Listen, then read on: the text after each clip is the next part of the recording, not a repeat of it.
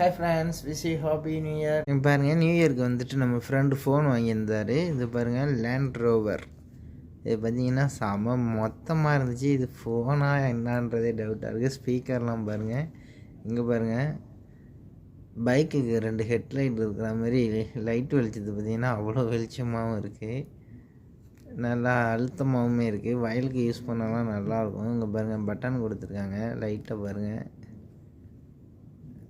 செம்ம வெளிச்சமாக இருந்தது. இது வந்துட்டு அது மட்டும் இல்லை, இப்போ பாருங்கள், இதில் ஆப்ஷனை பாருங்கள், ரேடியோவை பாருங்கள்.